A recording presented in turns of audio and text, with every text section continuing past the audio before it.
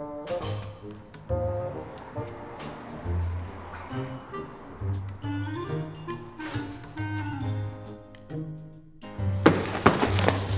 αγόρι.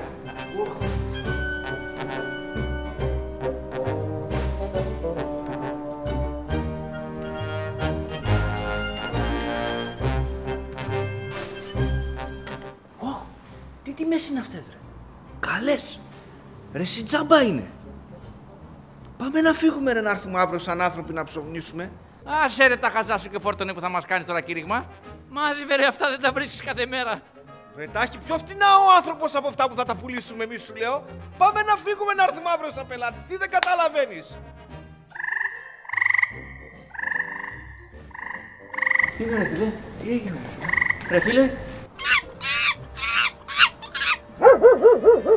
Εσύ είναι τώρα φίλε? Έλα, πάμε. Στο είπα να έρθουμε αύριο να ψωνίσουμε. Πάμε, έλα.